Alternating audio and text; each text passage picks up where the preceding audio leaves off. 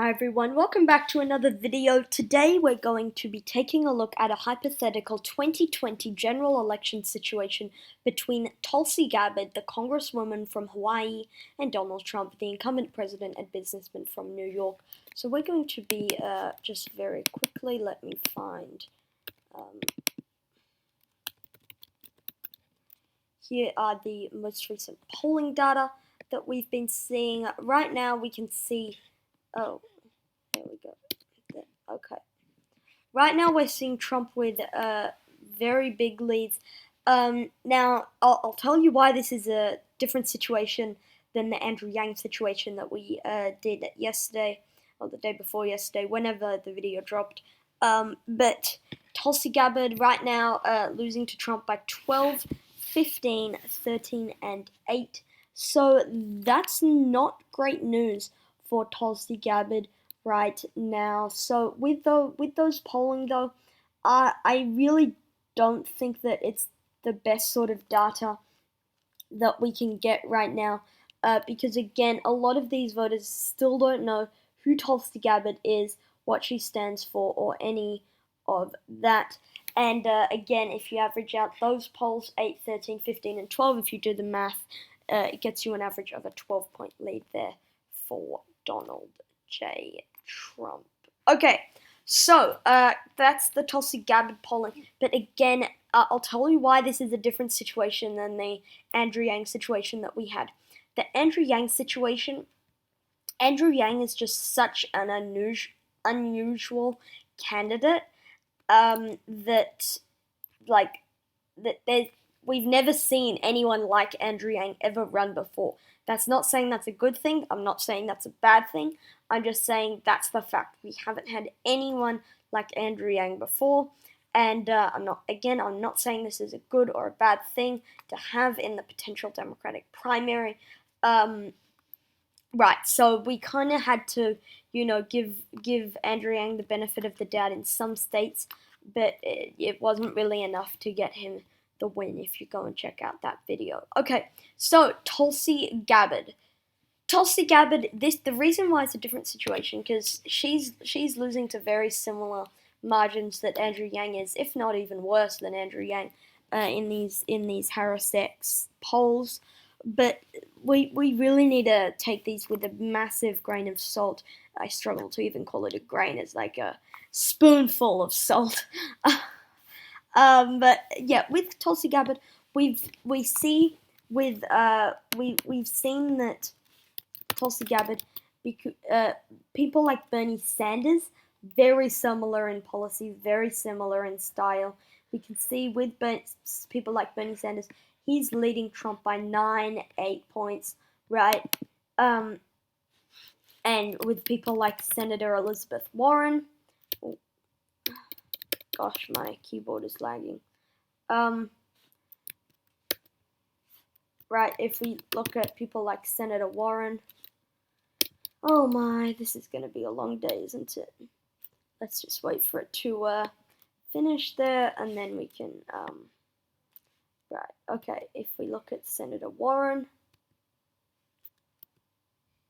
okay, right, so if we look, Warren +7, +5, +4, Trump +1, +1, +5, right, but overall we can still see, overall Warren is leading and Sanders is leading by a big margin actually, and Sanders is very similar in policy to Tulsi Gabbard. So when we look at Tulsi Gabbard's polling, or Andrew Yang's polling for that matter, the reason why they're getting trounced by Trump is the fact that their name recognition is still very low, and so that's why we need to again take these polls with a grain of salt. It's different to the Andrew Yang situation, right? Because of that, but I've already explained that to you guys. So let's stop with all of that and let's get right into this video. So Tulsi Gabbard, Washington, Oregon, California, Hawaii, all move into the Tulsi Gabbard column.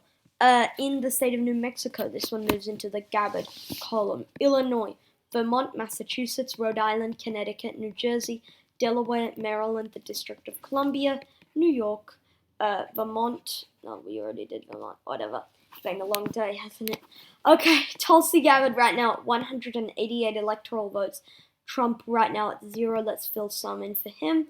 Alaska, Utah, Idaho, Wyoming, Montana, North Dakota, South Dakota, Kansas, Oklahoma, Arkansas, Louisiana, Mississippi, Tennessee, Alabama, South Carolina, Kentucky, Missouri, Indiana, and West Virginia. Most of Nebraska moves into the Trump column. Okay, 125 electoral votes for Donald Trump and 188 for Tulsi Gabbard. Okay, so Trump we see narrowly taking the 2nd district of Nebraska.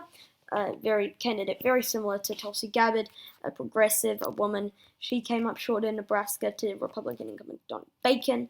We don't see it being a different situation for Tulsi Gabbard in that 2nd district of Nebraska.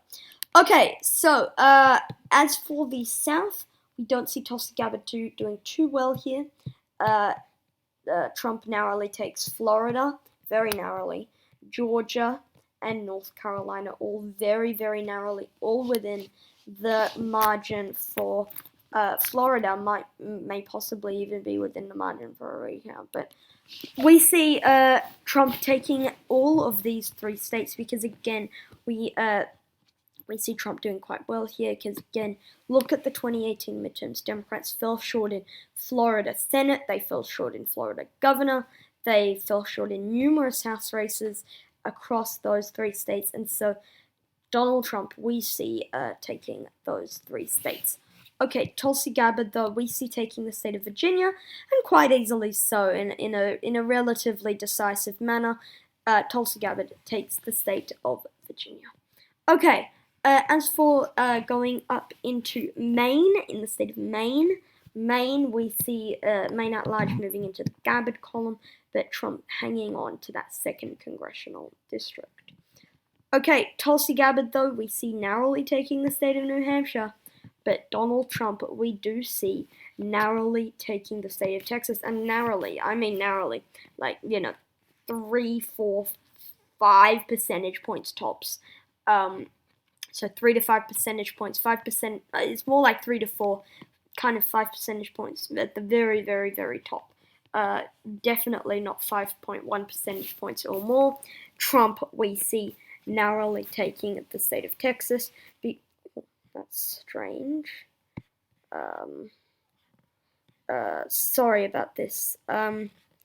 Let's just, this is really weird. Okay, hopefully you can still see that relatively good. Okay, so Trump right now at 225 electoral votes. He's jumped into the lead over the Hawaii Congresswoman, but we see Tulsi Gabbard taking the state of Colorado, and we also see her taking the state of Nevada.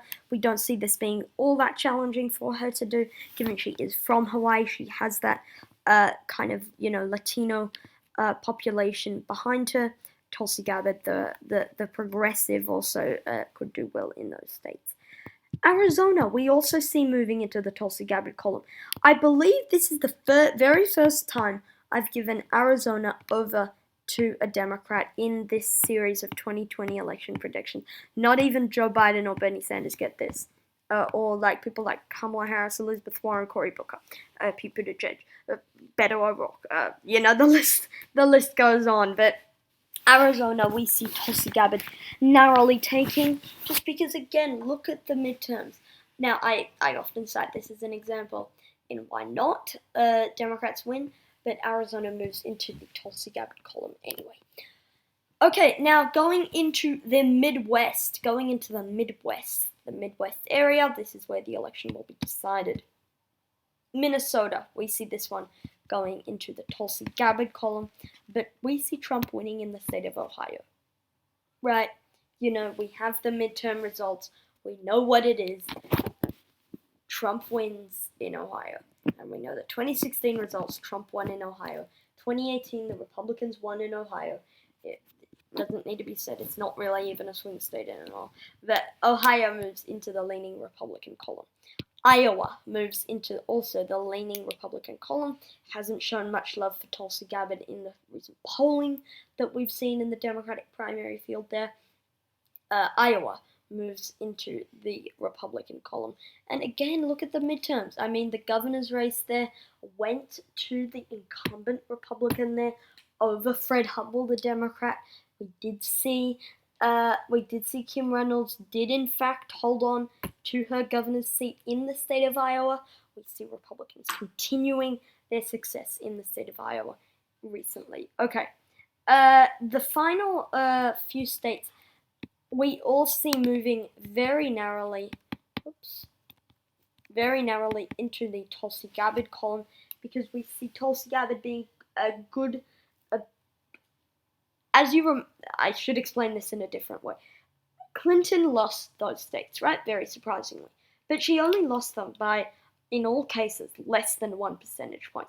And in some cases, less than 0.5 percentage points. And she lost Michigan by 0.3 percentage points. Those are really small losses. And if Tulsi Gabbard can get enough of the former Trump supporters to stay home, I don't think she'd be able to do that, but I think she cancels that off.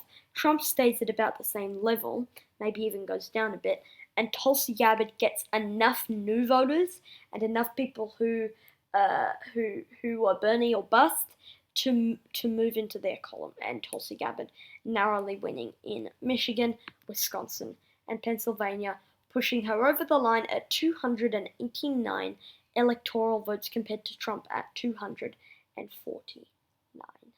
That's it for today's video, guys. Thank you for watching, and I hope you have a great day, weekend, whenever this video drops. I can't even remember. But thank you for watching. Good night.